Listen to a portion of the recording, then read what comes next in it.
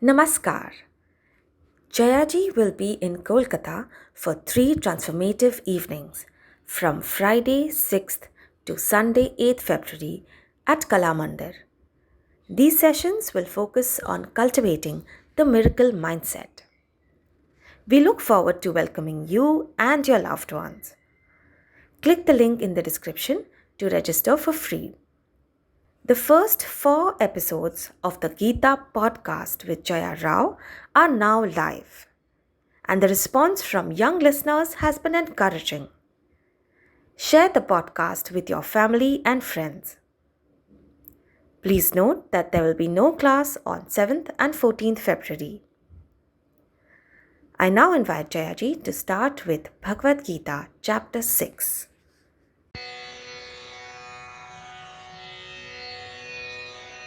ॐ सहनाववतु सहनौ भुनक्तु सह वीर्यङ्करवावहै तेजस्विनावधीतमस्तु मा विद्विषावहै ॐ शान्ति शान्ति शान्तिः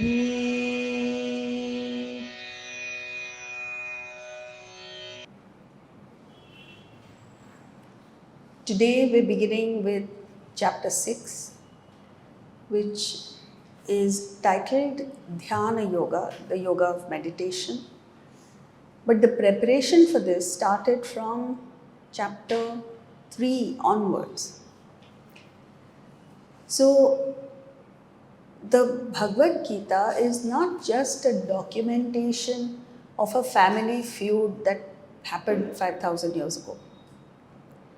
It is a technique of living which is a science. So it can be practiced, or it should be practiced, at any time, any period, anywhere in the world, by anybody.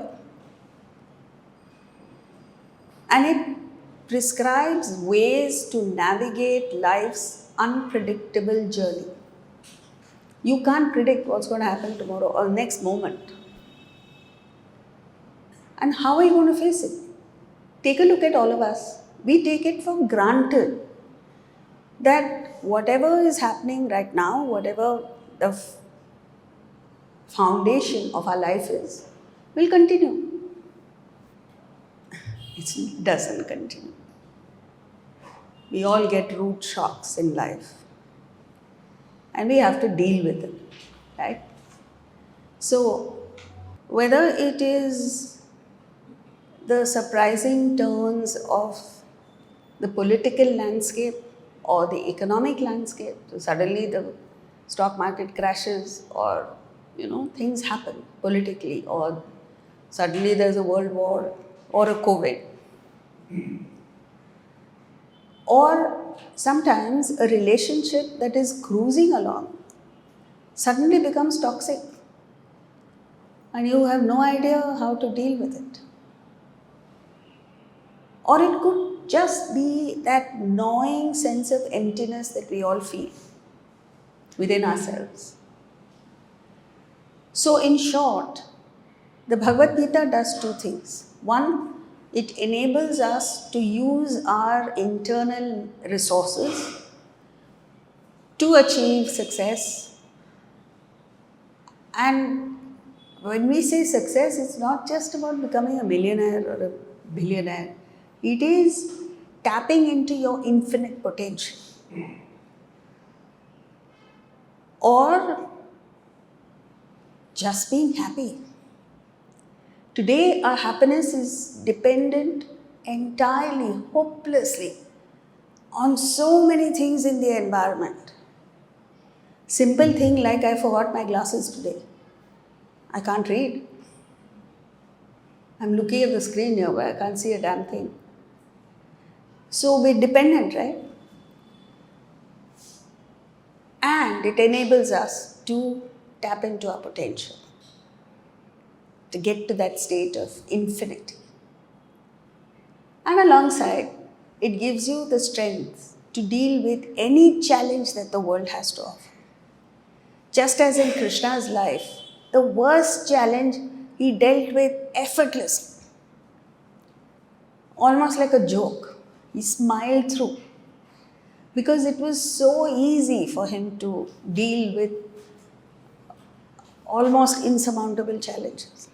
And that is what the Gita enables us, every one of us, to achieve. So we should be interested in it.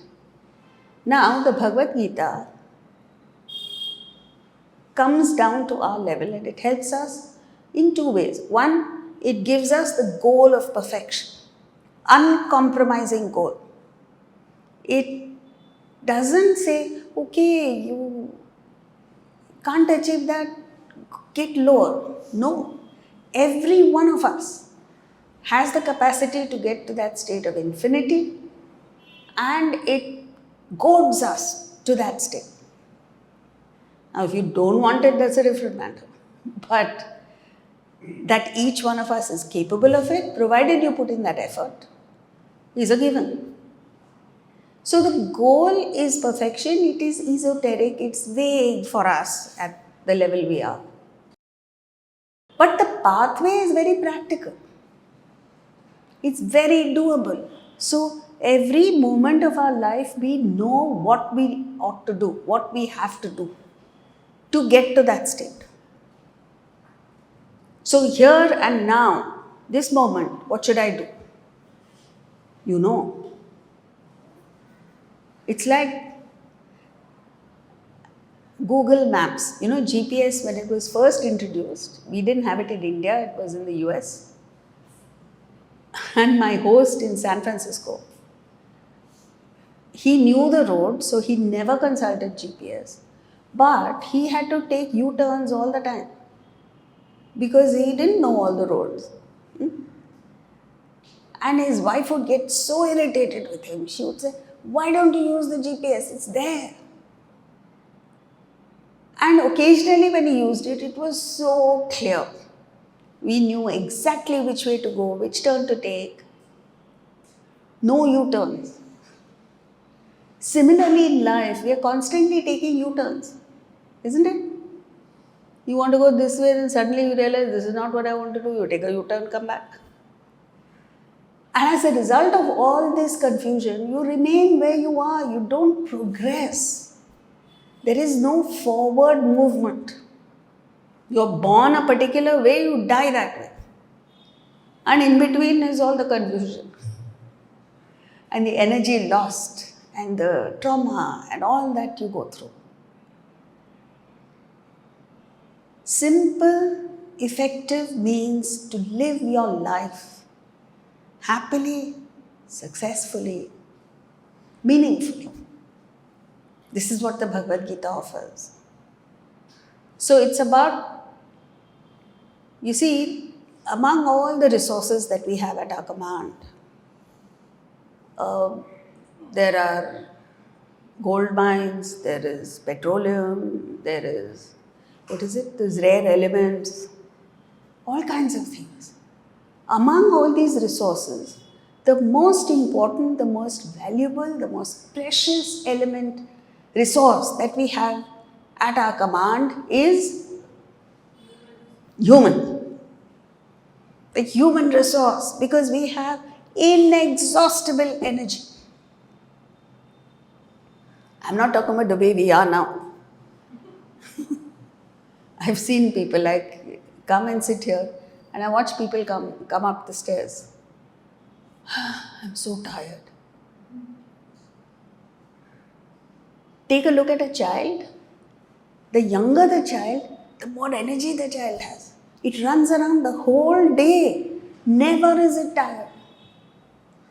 It makes 5 of our adults tired. And power. You know, when Gandhiji passed away, there was an American who took stock of his assets, and they amounted to a total of 30 US cents. in 1948. When was it? 30 years? 48. 30 US cents. But that man rocked the world. Even as recent as when President Obama came to India, he said, but for Gandhi, I would not be where I am. And this is not even the power of a realized person. That is something else. You see, anybody who is a little unselfish,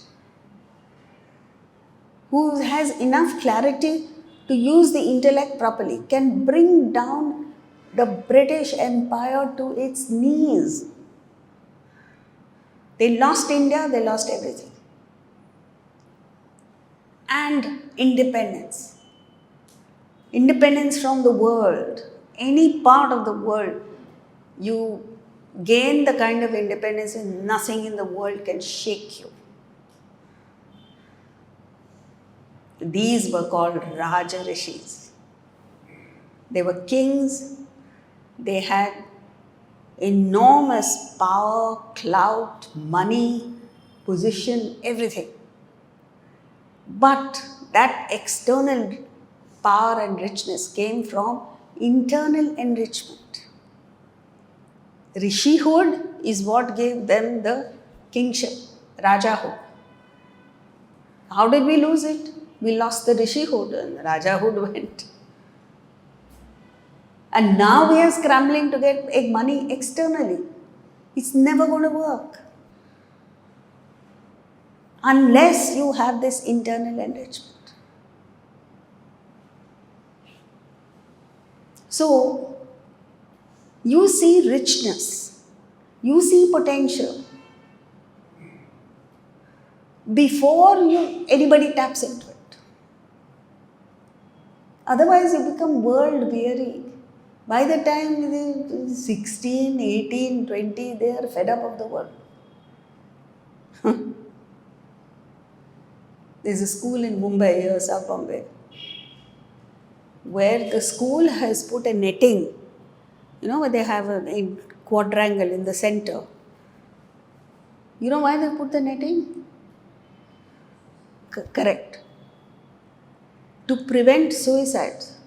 If some kid who's doing a board exam, 10th or 12th, decides to jump off the window, at least he'll land on the net and get saved. I was shocked. When we were in school, we wouldn't have dreamt of it. We wouldn't have dreamt of a child even thinking of suicide. And the fact that preemptive measures are taken before the exams start. Don't you think it's a sad reflection on humanity? So this is it, we get weary. What is it? It's just an exam. There are two things here. The pressure that is put on the child is enormous by the parents, by the system, by everybody. And number two, their internal resilience is not there. One comment here, one something there is enough to send them to depression. So, how to get there is the question. How do you get there? You need to do a right about turn and look within. It seems so easy, 2 words, look within. But it takes a lifetime to achieve that. In every little thing.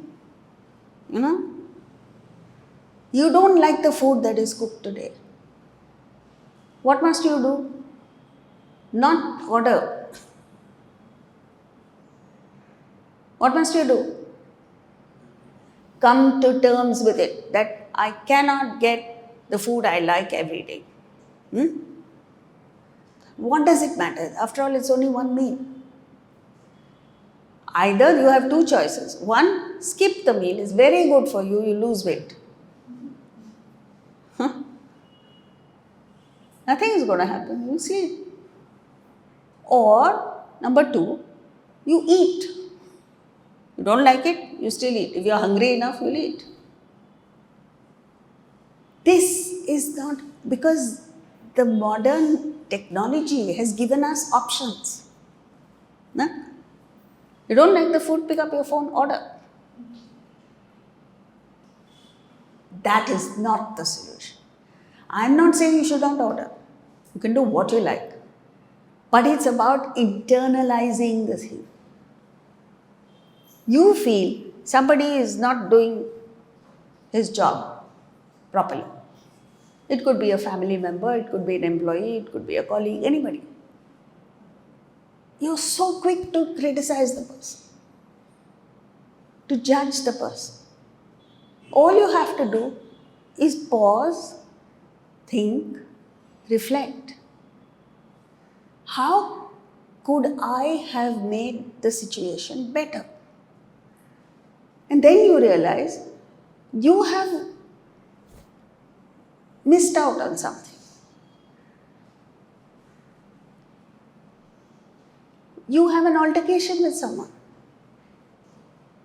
Again, look within. How could I have handled it better? You know, the other day, I was going home from some work. And the driver, he had to turn left at the signal. He was in the right lane. The guy in the middle lane was going straight, right? So he suddenly swerved without any signal, nothing. So he was like 1 minute away from the car next to us. And I said, you know, impulsively, I said, "Arey, what are you doing?" So he gives me a lecture. My own driver. He's saying, I have driven lakhs of cars in my lifetime. And you are disturbing me.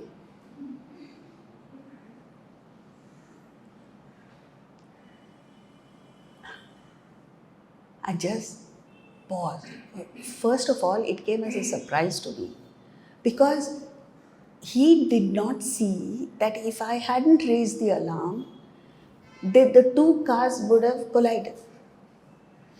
He didn't see that because the car was next to me at the back and he doesn't look in the side mirror, rear view mirror, nothing. He just goes straight.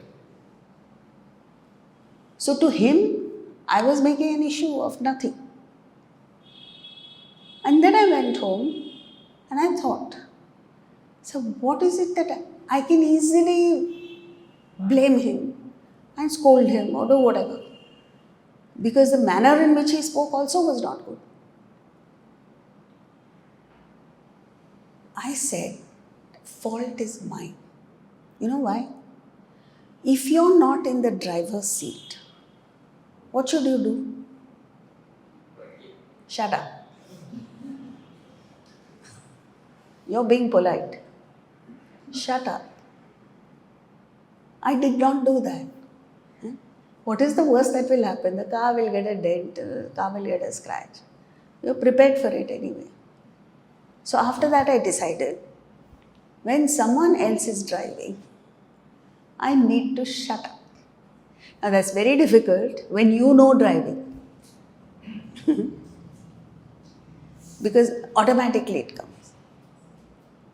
Now I'm practicing that. Atman Brahman is out. What am I practicing? How to shut up. My husband used to say, every time I got a bad throat, sore throat, he used to say, you're wasting your time going to doctors and all that. Just shut up. He's right. The doctor puts it in a pleasant way. He says, take voice rest. Give your vocal cords rest. But anyway, this is it. Anything happens, from the ridiculous to the sublime. Learn one thing. Today you go home with this one thought. All I have to do is look with it. Then what happens? Peace. Shanti. That's why we repeat Shanti again and again. We say Shanti in the beginning of the class, we say Shanti at the end of the class. So, now how, you see what happens is, you have to find the inner location of inspiration within you. Something must inspire you all your life. Because the actions that you perform are boring, are going to be boring. Michael Phelps, who won the Olympic gold how many times? 18 times or something. Okay? When someone asked him, how do you manage? Well, very simple. Practice. I mean, it's common sense, right? But we never get it. Practice means how?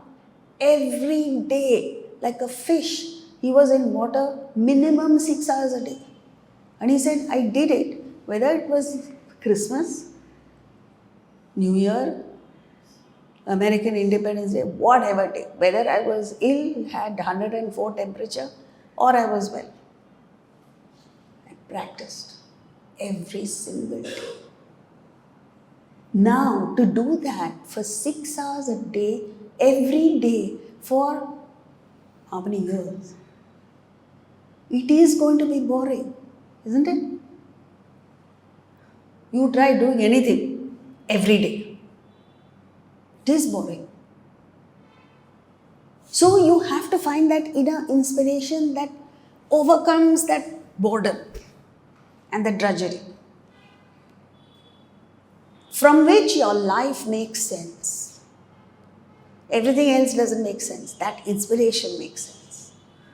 And then it's no longer paradise lost, it's paradise regained. You regain that paradise within yourself. And you can't get it by merely sitting and wishing. Wishing every guy on the road does. And hoping for better things. It doesn't work that way. You got to work. And not work to show off to people.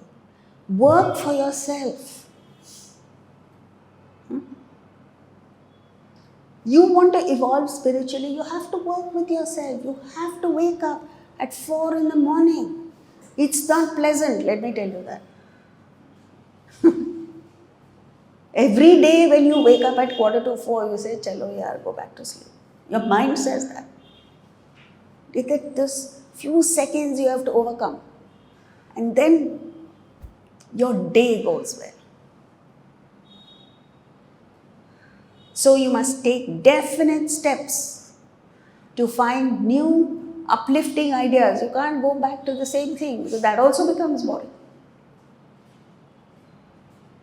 And then your life changes. Now, your senses, mind and intellect are constantly looking outward. Your only hope in life is your conscience, subtle intellect, which has the capacity to look within. How many of us even consult the conscience once in a way? Never. It's all about what is profitable, what will give you money, what will give you position, what will give you comfort. Bas. Am I doing the right thing? Nobody asks. And so therefore, you're okay until money comes into the picture. And then your fangs come out. Then your true nature shows. So that sukshma buddhi, you've got to keep. How do you sharpen it? Use it.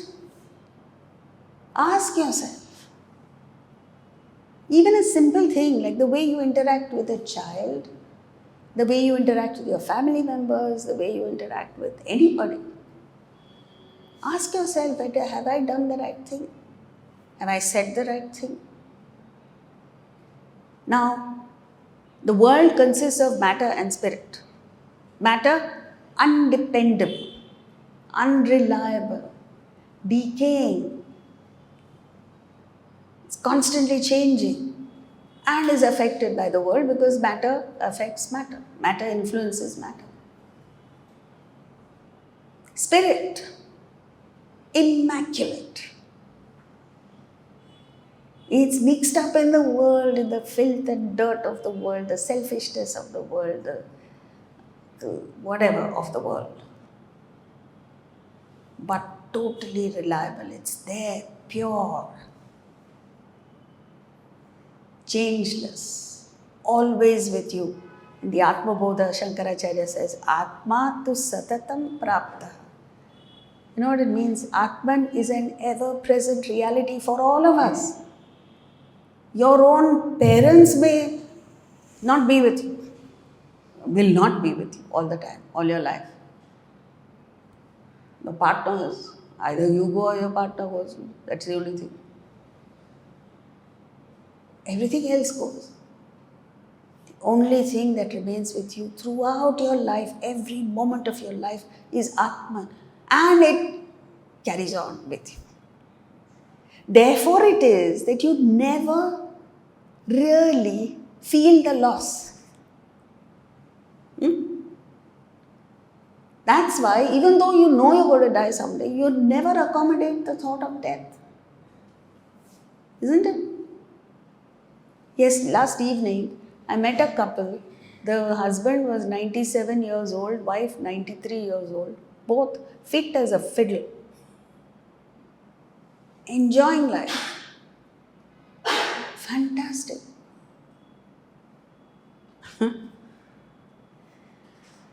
So, this Atman is your real personality.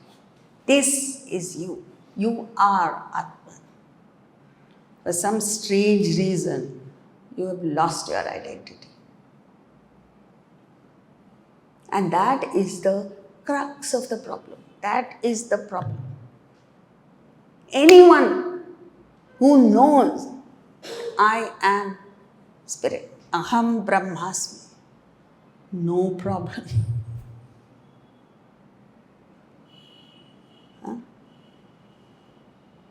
And for that, you have to make space in your mind for the spirit. Today, the mind is all clogged, cluttered. What do you call that? Just boxed in by all sorts of things, all stupid things. No? Like you see somebody else having something better than you, I want. You don't even need it. So, this is it. Well, if death is promotion, then where does our mind and intellect go? Death is promotion. Promotion of, then where does our mind and intellect go? Goes to another place. See, when we say death is a promotion, for whom? Me means? No. Atman can never be promoted. Body goes off.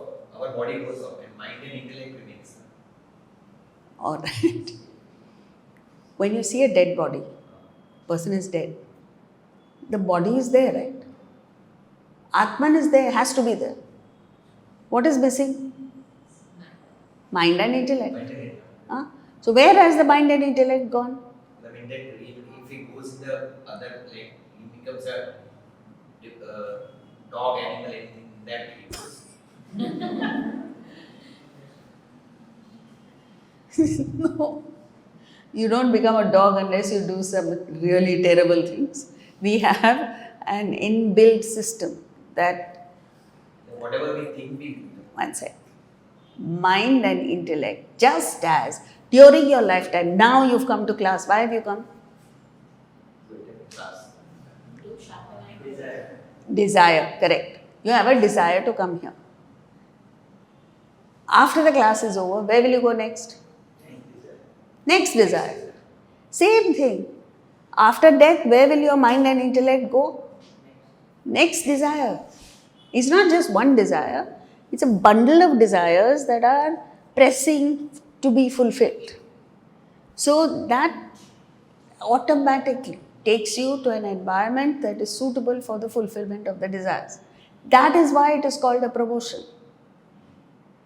Because if you want to remain here, It would be terrible because not even one desire can be fulfilled. Suppose I have a desire that I must win the Wimbledon final. Huh? You think it's possible? No.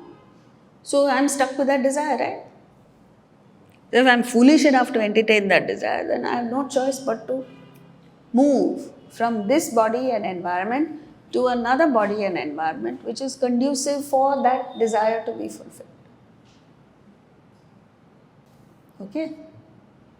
That's why it's called Antmata Sugata. Like whatever we think in the during our lifetime, that only we will be thinking of when we are about to take our Yes. last breath. It's called the resultant desire. So be very careful what you're thinking. You get attached to a dog too much, chances are. The only way is to be free from desires. Yes, absolutely. The state of God realization or moksha, freedom, is what? The formula is human being minus desire equals God. All cravings and aversions, Everything. Another thing, sometimes you say even your willingness to be free from desire is also a desire. Yes. So, desire, see, you cannot give up a desire. Alright? You can only pick up a higher desire. So, the desire to be free from desire is also a desire, but it's a higher desire. And that helps you to overcome all the lower desires. And then that desire for moksha or liberation is so subtle and so fine that it goes by itself. Coming back to you, when you say give up desire, it's a frightening thing. You don't give up desire, you pick up a higher desire. And to understand this, you have to go back to your childhood. As a child, you had millions of desires for toys, correct? Today, do you have desire for toys? Thank God. If you had said yes, I would be in trouble. but there are different toys like No, one second. Those toys, childhood desires, you don't have anymore. How did they go? Did you sit down one day and say, I am going to give up? You're a man of renunciation, you've given up toys. You don't say that. you can replace with some other thing. You pick up a higher desire. And then that is so enchanting and so fulfilling that toys drop of their own accord. Now, if you understand that, you will know what to do now. Now you're stuck with certain desires. Desire for money, position, power, status, children, grandchildren, this, that, and the other. If you want to overcome that desire, you have to pick up a higher desire. Higher desire may be you want to work for your community, you want to work for the country, you want to work for, like a friend of mine is working for senior citizens, and she's doing such good work because senior citizens, they are looked after physically, but their mind is not kept engaged because their children and grandchildren have their own life. They don't spend time with them, they don't entertain them, they don't talk to them. So she gets all senior citizens together and entertains them, give them, whatever. Gives them a reason to be happy, to smile, things like that. So when you have that desire, then to that extent you're not thinking of your personal desire, whatever higher desire. So these wane, fade away, and that desire gets strong. And then that's how you go from higher to higher till the last desire is desire for enlightenment, God realization. That is the question she asked.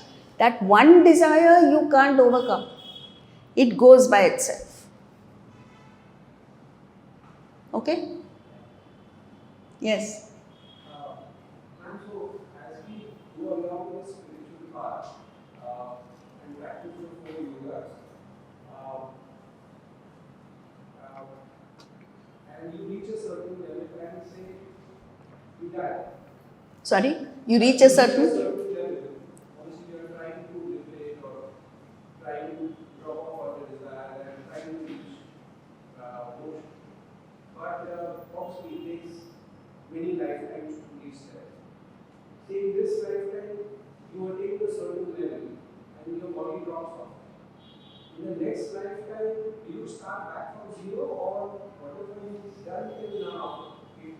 move ahead with that. When you say, do you start at zero? Okay, when you're born again, your question is, do you start at zero? What do you mean by zero? In the sense, all this Your spiritual level. Yes. No, whatever the level is here, that is the only thing you carry forward. You can't carry forward anything else. You only carry forward the state of your mind and intellect, vasanas, means your spiritual level. And you start from that level onwards. That's why we say every death is a promotion. So in short, you just move higher with each birth. Hopefully. Depends on what thoughts you entertain. Like he said, dog. What is the roadmap Roadmap for for going higher? thinking. Your currency is thoughts. In the world, your currency is the rupee or the dollar or whatever. In life, it's your thoughts. And that is the only thing we are doing nothing about. Right? You look in the mirror to make sure you look good. And now there are many people who look at their health and their weight and things like that. Thought, nobody pays attention. And that is the only thing, your only currency in life is that. So examine your thoughts. What kind of thoughts go through your mind? Are you getting irritated with people? Are you getting annoyed with people? You know, like we carry within us, although we may not express it, that in life it's my way or the highway. If you agree with me, fine. If you don't agree with me, I hate you. I dislike you. It should not be like that. In fact, a person who's committed to self-development looks forward to a difference of opinion because that forces you to think. Otherwise, there's no thinking. You're stuck with your opinions, your concepts, and you assert it right through your life. You're at the same level, at best. It's only when you're challenged, it's only when someone presents a different opinion that you think, reflect, and you don't have to accept everything that others say. Only if it appeals to your intellect, you accept it. Otherwise, you express your opinion, you put forward your views. If they are accepted, fine. If they are not accepted, also fine. The world is not obliged to cater to you all the time. One last thing. Why is it so difficult for us at least to forget and move on something negative because somebody hurts your insult? Then somebody appreciates you better now or that is easily forgotten. Whereas somebody insults you, you carry it for decades and whenever you go to the same place or you meet the same person, the whole story is replayed. See, that's a very good question. Yeah. I would like to answer. But based on my experience. You want to answer? Please go ahead. One, You are giving any separate classes? no, this is my experience which I am taking also. First of all, you're carrying hatred within you. Secondly, you want the law of karma, you want the other person to get hurt immediately. You want the law of karma to function now. And the last is, you haven't understood the sentence, Guna Prashna. That is the main reason why this is happening. 1 minute. He may not understand that, so you have to explain. Please. Now you get this is all what I I was looking forward to a bigger break. Anyway. no, my experience was this. Okay, see, he's kind of answered your question. Number one, any experience in life, if it generates negativity in you, then it's wrong from your point of view. Because, Nelson Mandela, when he was released from prison after 38 years of imprisonment, he said, as I walk out of the prison, if I don't leave behind the grudges, the prejudices, whatever feelings I have for the injustice that they had done to me or the hurt they've caused me, then I will still be in that prison. My mind is still in the prison. Physically, I've moved out. So, when you entertain negativity or a grudge against someone, it doesn't hurt that person. He may not even know that you are harboring a grudge against him. But it sure as hell kills you because it gives you stress. Okay? So you have to ask yourself the question, am I going to pay for somebody else's crime? Like you commit a murder and I get life imprisonment. Does that make sense? No. Number two, what did you say? You understand the law of karma and you want it to enact right now. That means you want the other person to suffer right now. It doesn't happen that way. He will have to pay for it. But when is a question of his karma. So you got to leave it. And number three, you must understand that he used the term guna guneshu vartante, means nature functions, gunas function, traits function. So let's say you're dealing with 2-3 different kinds of people. One is very assertive, very selfish, very aggressive. The other is mild and accepting, gentle. That is their nature. Now you have something against a person who's aggressive. He can't help. But it's like trying to talk to a lion and say, why are you attacking that poor deer? Have some compassion. Do you think the lion understands what you're saying? Nature functions. And when you understand nature functions, you have no problem. Like we have no problem with the animal kingdom. There are people who go to Kenya on a safari and come back and say, oh, I was so lucky, I saw a fantastic scene of what? The lion pouncing on a deer and tearing it to bits and eating it up. You think that's a pleasant scene? But because you understand the nature of the lion, you enjoy it. So the only thing you have to do is understand nature of people. There are lions among people, humans. There are cheetahs among humans and there are deer among human beings.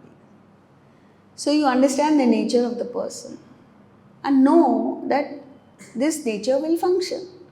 You only have to make sure that you are not a victim of that person. So that's a very, very important learning in the Bhagavad Gita. So when you develop, see, Krishna had no hatred towards anybody. Which is why Duryodhana and all the Kauravas adored Krishna as much as the Pandavas did. And respected him. But he knew very clearly who was right, who was wrong, and he acted accordingly. So you have to make sure you're not passive. You're not a passive victim of somebody else's gunas. And there you have to use your intellect. But don't dislike them. Don't pay the price for what that person is doing. Very useful. Yeah?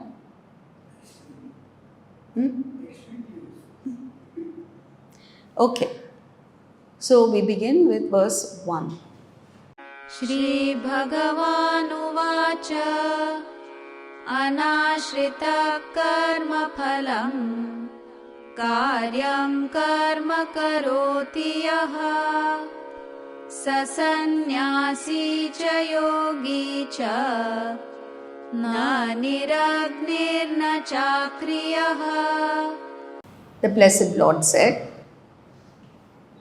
one who does what one ought to do, independent of the fruit of action, karma phala, is a sannyasi, a relinquisher, a renunciate, and a yogi ascetic.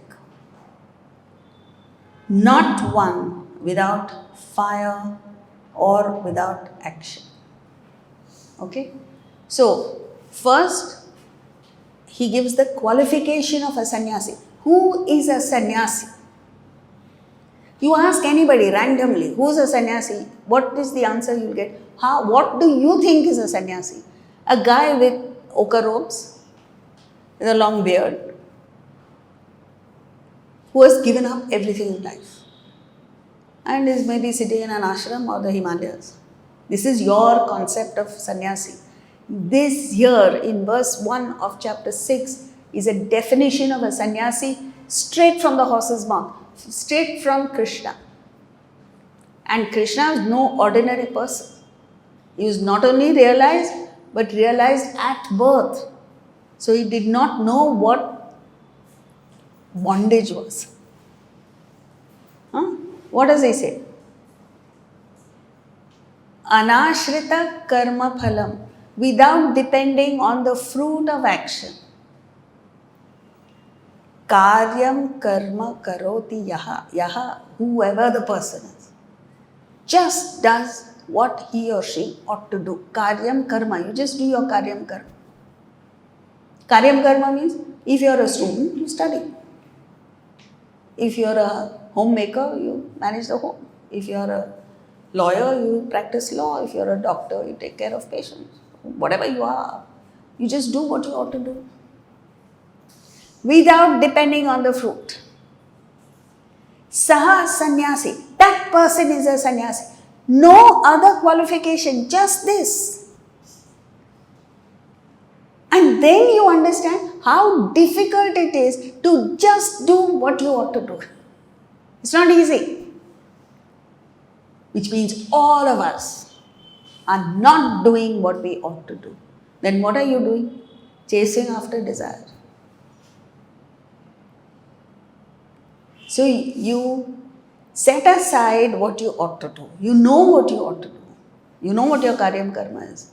You're not doing it because you're running after desire.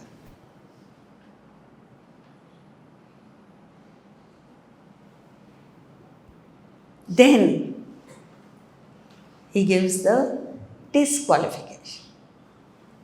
Nachar Agni means not one without fire. Fire represents a higher ideal.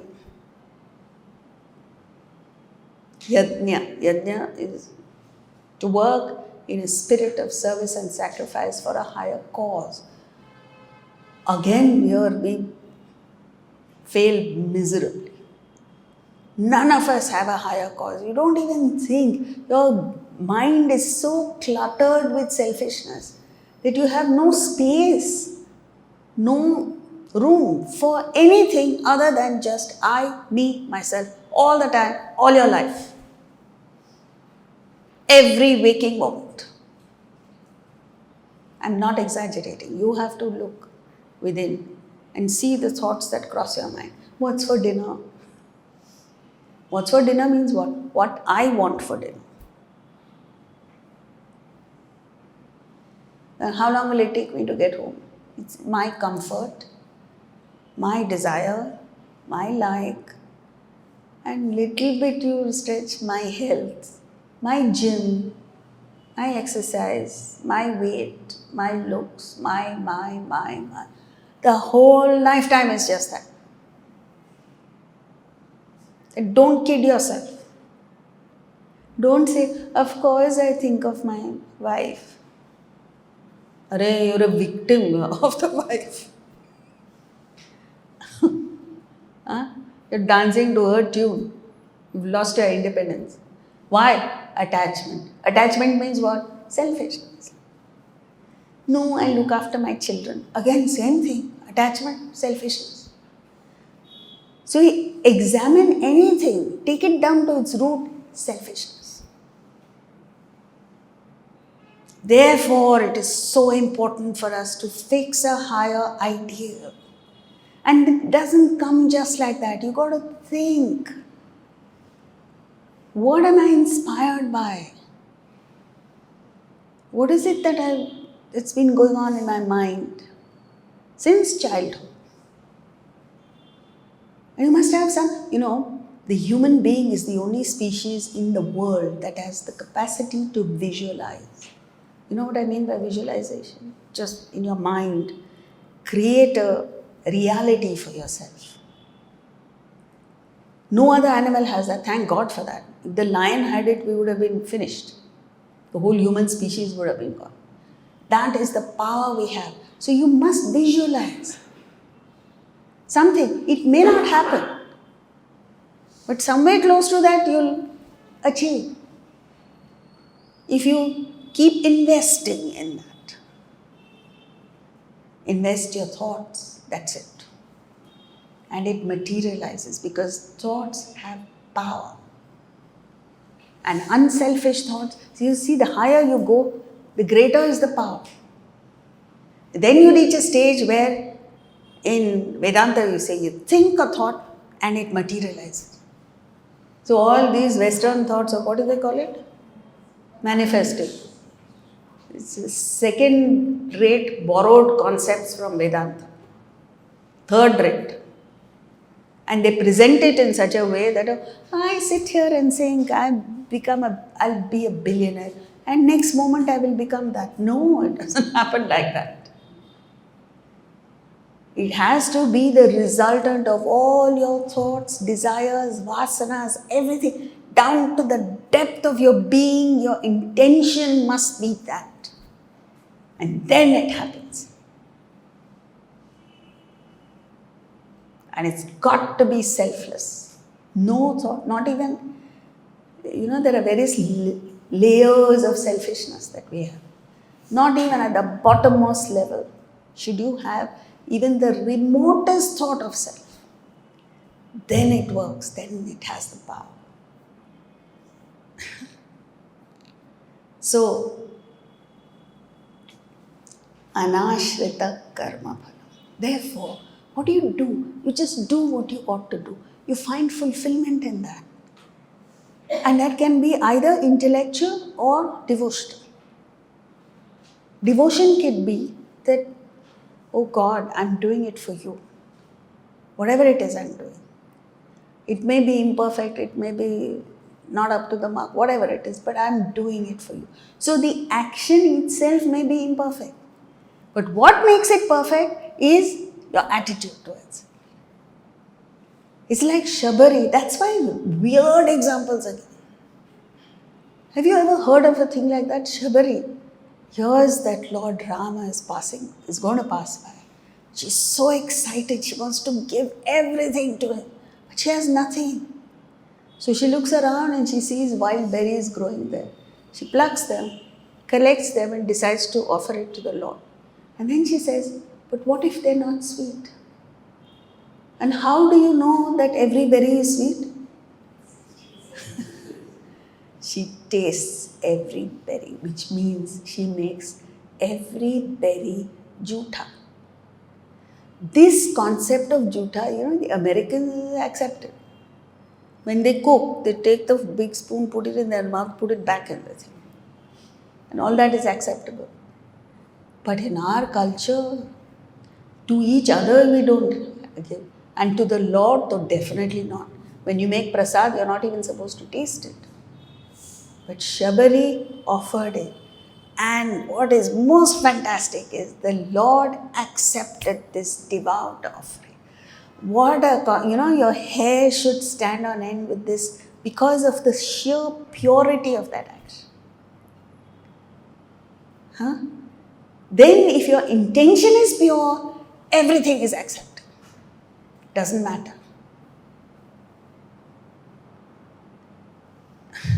Sudama, when he was sent on a mission to ask for help from Krishna. He's going on a mission to ask, and he only thinks of giving. He comes back and tells his wife, I'm meeting my dear friend after so many years. How can I go? Khali Haath. What a concept. That concept is there in society even now. But the intention is not there. Huh? You say, how can I go Khali Haath? So somebody gave you brownies 1 month back. You gift wrap it and give it.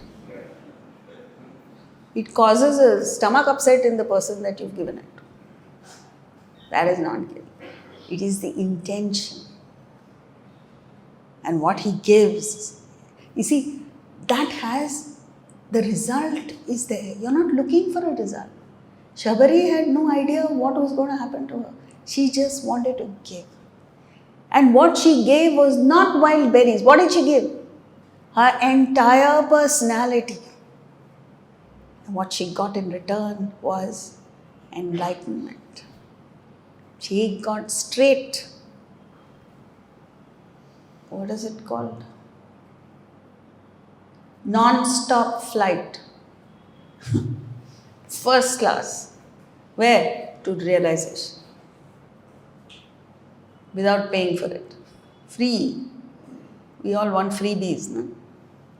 Nothing comes for free. She paid for it. She gave her whole personality. She got realization. Same thing. Sudama. He gave a handful of poha. It is not what you give that matters. It's how you give it. What intention you give it. What is backing that giving. And then you don't, anashrita karma phalam, you don't want anything. Because you find fulfillment in the doing itself. That's it. Nothing else. What he got in return. He went back. And he went back home without asking for help. He goes on a mission to ask. Okay? It's like you have planned for 6 months or a year to get an appointment with the Prime Minister. Because you have a very important thing to discuss with him to get his approval. And that is going to change your life. Huh? And then the morning you're supposed to go. So you have gone through various avenues to get this because it's not easy to meet the Prime Minister. And you think, what can I give him? So you say, okay, at least let me make homemade, what is it? Dhokla and take. Because he's Gujarati. So you make the dhoklas and go give it to him. You don't even know whether he needs it or not, whether he likes it or not. Whatever it is, you give. And you talk about everything else except what you went to ask. And you come back, what will people say? Are you mad? 1 year you set aside to get an appointment. And then you don't discuss what you have gone for. So Sudama was like that. It's not that he was a fool. It was not in his DNA to ask. What a thought that is. So what a purified person. You retake us, we are ready to ask. Huh? The first thing you ask, so what do you do?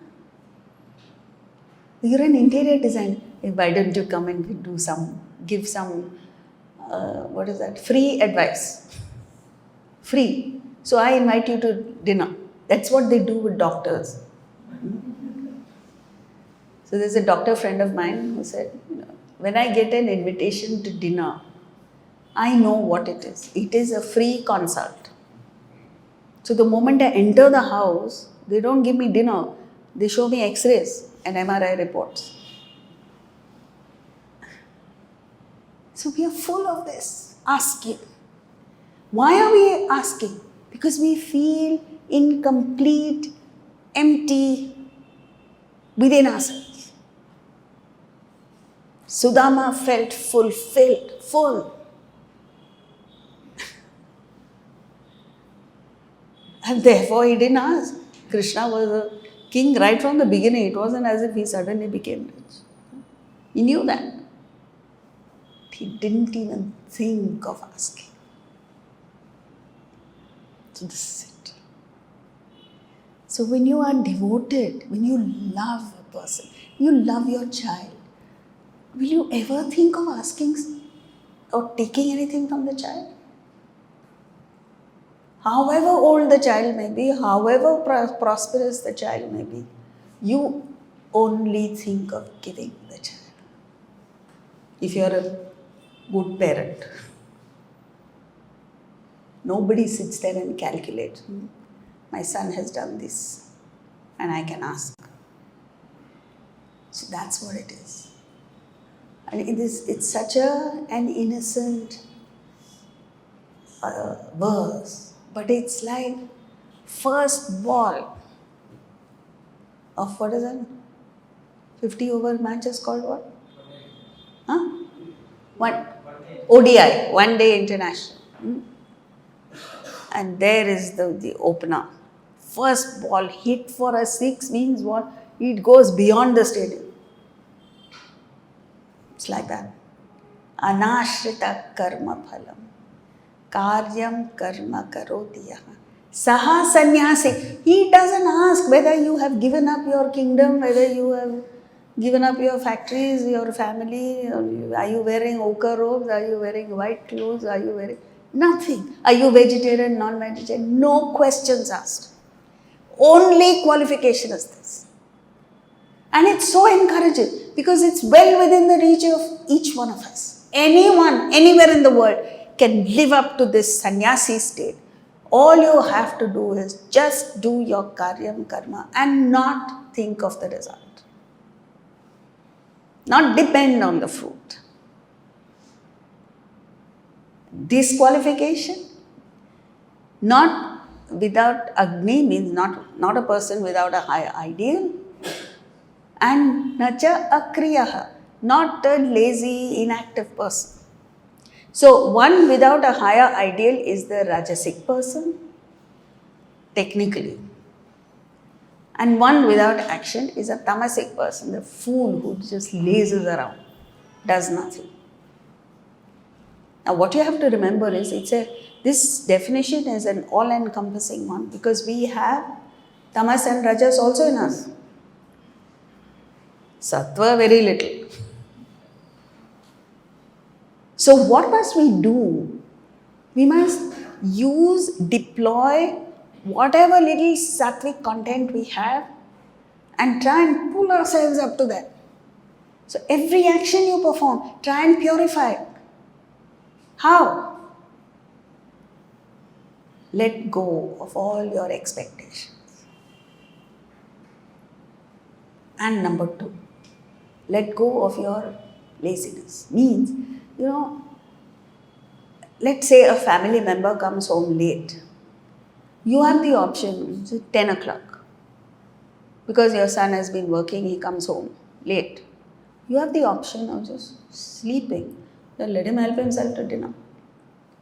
Or making that effort to get out of bed and heat the food and give it to him. I'm just giving simple examples from our life. And he will not hold it against you. He'll accept this, I'll eat my food and eat it. I've come late. But it's you. And every time you stretch, you are living the sannyasi state. Every time you stretch to do things for others. And stretch doesn't mean that you have to do a whole lift weights. That's not it. Mental stretch. And you have to take examples from your life. That you are waiting for the lift to come, you are in the queue. It happened this morning to me. And there were like 5 people ahead of me, so there was no chance of my getting into the lift. So the watchman said, "Aap jao aage." I said, "Relax." And I allowed that lift to go with the 5 people because it was correct. They were standing in the queue before me.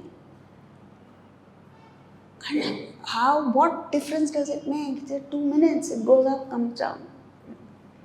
Or one step further, you allow someone behind you to go ahead because he's elderly, he's standing there with a stick or whatever, walking stick. I mean. Stretching. You're waiting in a restaurant to get a table. Again, there's another group that comes. And you realize a couple comes and they have come to celebrate their wedding anniversary. So when it's your turn and they're giving you a table, you say, let them go. What does it matter? Another 5 minutes you have to wait. It's like this. That giving attitude is not just in doing earth-shaking things. It's across the board. It's an attitude that you have to cultivate. And this doesn't mean that you allow the whole world to take you for a ride. It's not that. You use your intellect and you do it only when you feel it is the right thing to do. Right? You are able to understand this. You can implement it. That means that state, that elevated state, exalted state of sannyasi is well within your reach. That's what I mean. The Gita comes down to our level. Fantastic. So, see, there are 3 types of action. One, selfish, is that bhogi category. Remember in chapter 5 we did yogi, bhogi, yogi, sannyasi, jnani. So it's all about my life, my action, my this, my that, my career. Second, unselfish, yogi, where he thinks of the team first, the country first, humanity first, spectators first. And the third is selfless. This is the sannyasi, where he says, I am just born in the world. My business, my interest is in getting to Brahman. I am not interested in the world. But as long as I live, I have to act. What kind of action will I perform? Karyam karma. Why? Because there are no desires. It's not as if he's choosing between desire-driven and obligated duty. He has no desires except to get to God. So what action will he perform? Just do what he has to do. If you're a carpenter, do carpentry. If you're a plumber, do plumbing. If you're the Prime Minister, do what the Prime Minister does. Finish, that's it. There is no higher, no lower, no nothing. So it's the attitude that puts you on a pedestal, not the work. So a kriyaha, tamasic state where the mind is dull and body inactive. Rajasic state, niragni, no higher ideal, selfish, mind agitated, body inefficient action. Because the mental agitations prevent you from acting properly. Karyam karma, sattvic state, where the mind is calm, intellect sharp, actions brilliant. So whether you're a chef or a dancer or a musician or an architect or whatever it is that you do, perfection will come out of you. And that is proven. You go to any temple, you go to something from the past, historically. The scriptures, how they have been written, art. You go to Ajanta Ellora. What do you see there? Perfection. How did they come up with that? Almost impossible. This, just do your karyam karma. If you're a sculptor, perform that. And if every one of us does our duty, the world will take care of itself. And now why is there chaos and confusion and somebody wants Greenland and somebody else wants something else. And the tariff, 500% tariff, and this, that, and the other. Why? Because of greed. Nobody is doing their karyam karma. And this will keep going on till the whole thing collapses. Everything just falls apart. And then there will be a demand for sattva. So, we have taken the whole of this class to discuss one verse, and I can go on and on. It's so enthralling, this verse. It's so deep. It can keep you, just this one verse, can keep you going for a lifetime. So, think about it. The elements are, number one, anashrita karma phalam, without depending on the fruit. Don't think of the fruit. Karyam karma karoti. Just do your karyam karma. These two things, if you remember, between today and next time we meet, the next class we have. Just remember. You'll be a changed person. You come into the class flying next week. Say, elevate. Okay? Thank you.